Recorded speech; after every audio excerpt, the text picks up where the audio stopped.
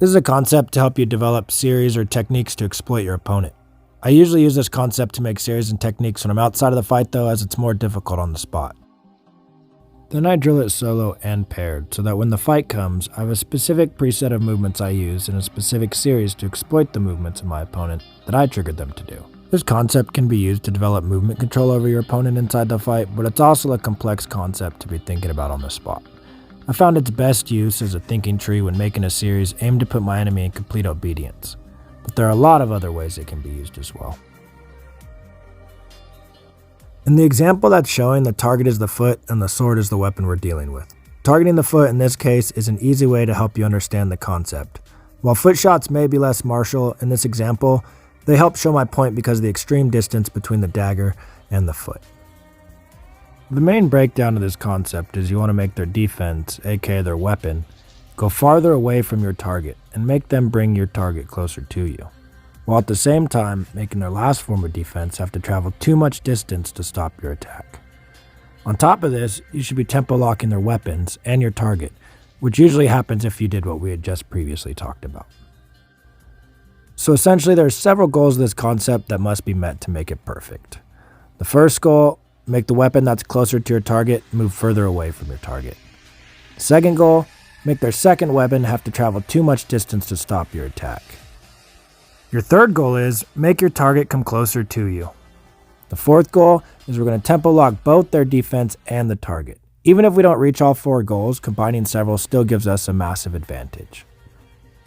Now let's break down the thought process.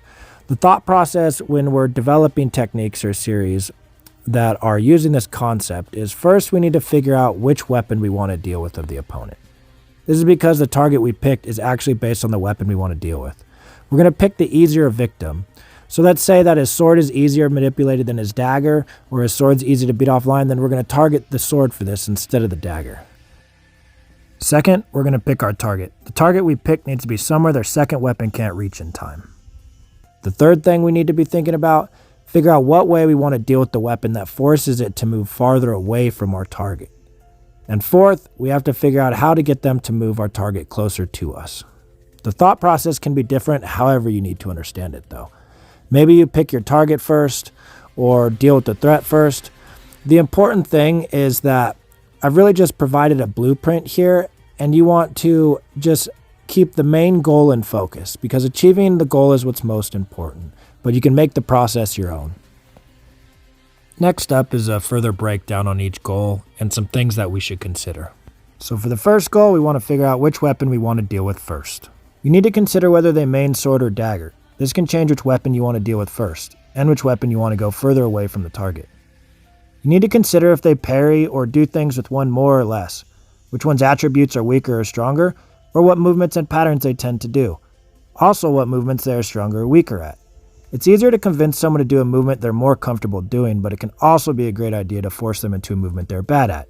The important thing is that we're controlling them by getting them to do the movements we want them to do. We can use both our enemy's strengths and weaknesses to our advantage. Now some examples are, maybe they're great at disengages and they like to do them a lot, so forcing them to disengage may be easy. Or maybe they're bad at disengages, so beating their blade is easy. You also need to pay attention to not only what weapons they have, but how long or heavy they are, as this will not only affect their movements, but tell us what movements they are more likely to do. So for an example, if they have a bigger and heavier sword, they're probably more likely to bind and their disengages may be slower. Also, what grip they use will affect their attributes as well.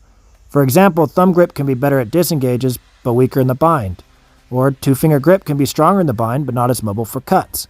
These are just a couple examples though, and you guys can watch my videos on grips for a more in-depth look. For the second goal, you're going to pick a target on their body you want to hit, while also making their secondary weapon have to travel too much distance or take too much time to stop you. There's two ways you can do this. Through time or force.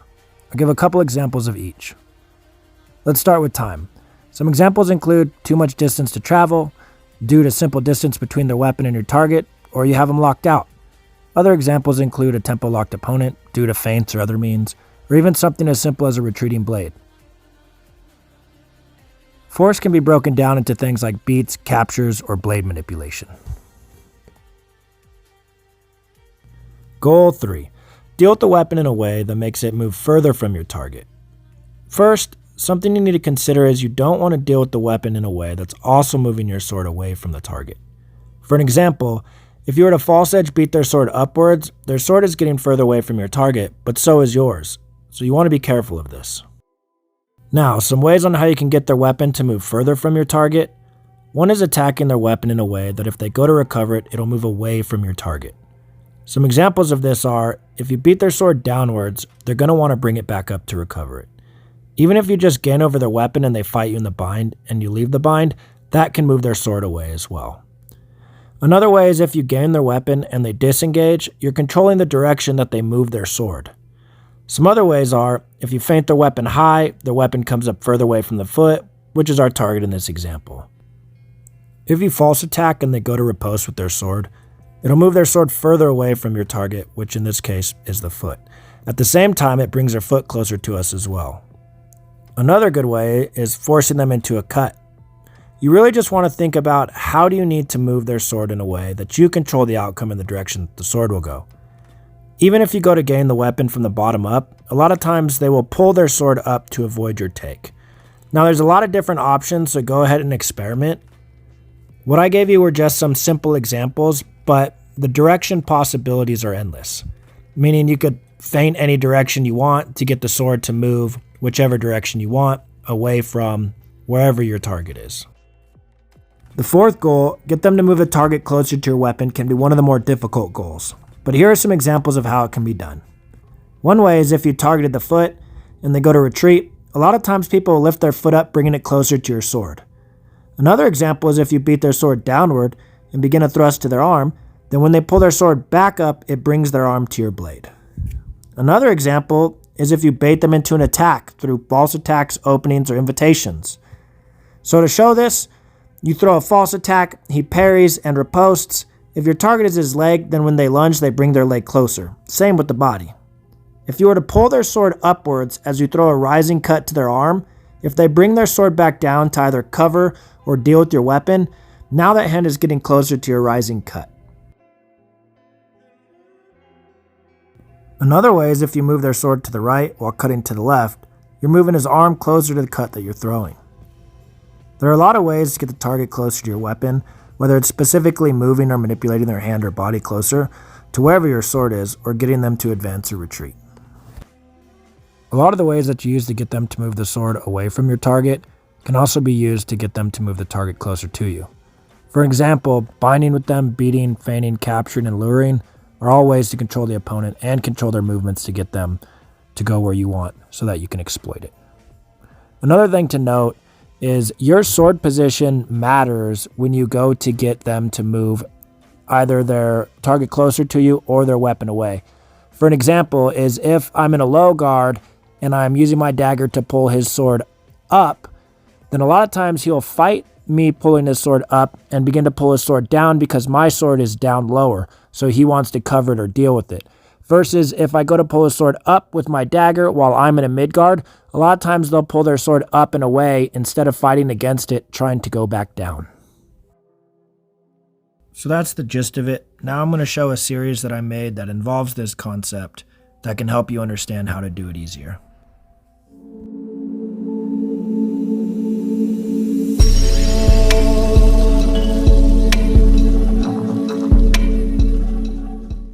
So what we'll be doing is we're going to beat his sword to get him to retreat, and we're going to stab his foot in the middle of its upward movement. A quick show on what this looks like. I beat the sword, stab the foot in the middle of the upwards movement. The logic behind this series is when you beat someone's sword, they'll usually retreat because it takes them a tempo to get their sword back online, which means they shouldn't attack because it's going to be a 2-tempo attack. It's going to take 1 tempo to get the sword back online and another to attack me. So we'll be exploiting this logic, which in my opinion, if your sword is beat, this is usually what you should do is retreat. But like usual, we're going to be exploiting the proper reaction. I'm going to go ahead and demo why it's a 2-tempo attack and why it's risky to attack after the beat. So if I beat a sword, it takes a tempo to get a sword back online and then a whole nother tempo to attack. Now, if I beat his sword and he goes to do that 2-tempo attack, I could kill him by the time he goes to recover. Because of this, when I beat his sword, he should retreat, at least keeping him safe. So let's break down the proper way to beat a sword for this technique. When we beat a sword, we want to beat it downwards. We want to beat it downwards for multiple reasons. One being, we're going to shoot towards his foot, so we're going that direction anyway. Two, because if we beat a sword downwards, then they're going to try and bring their sword back upwards to get it back online, which in return moves it the opposite direction of our target and where our attack is going. Plus, this tempo locks his sword. Now, since he's also retreating, this has got to cause his front foot to raise, which in return brings it closer towards our sword and towards our attack. This brings our target closer to us while their defense, aka their weapon, is moving away from the areas that it should be blocking. So in one movement, we've gained three crucial things.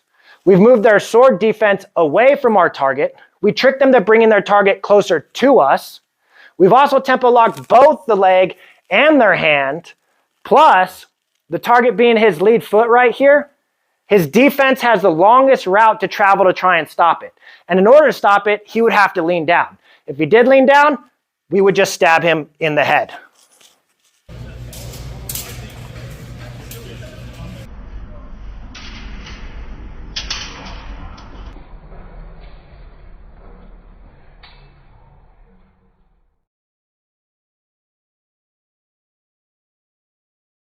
There's several ways to do this. Two of them I'll show you.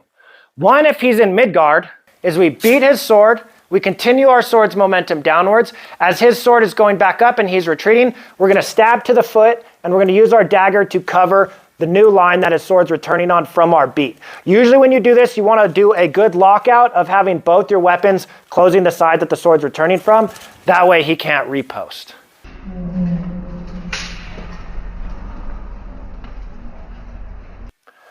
Two is if he's in a low guard. Now, if he's in a low guard, this one's extra fun. The reason being is I'm still going to beat the sword downwards and target the foot. But what happens a lot of times is they'll either just retreat and their sword will get knocked offline and will continue, or they'll bring their sword around and disengage to try and hit our right side, in which case we'll have that cross parry ready, which makes the shot easier to the foot, or we can just travel up to the body. So once again, what that looks like, beat, thrust. The other version is if he disengages and attacks, either retreating or not. If he disengages and attacks me and comes forward, it's going to make it easier for me. I'll show you why. So I beat, he comes forward with his attack. Now he's bringing his target even closer. And it's opening up his lower parts. This technique is really good because we're only doing one, maybe two movements. One movement if you get it all in the lunge, or two movements if you need to separate it. One, two. And in that one or two movements, we've gained three crucial things. We moved their defense away from our target, we momentum locked it, we got him to bring the target closer to us, and we made his defense have to travel the furthest distance in order to protect him. This alone can be done as a concept to any part of the body or to any of his weapons.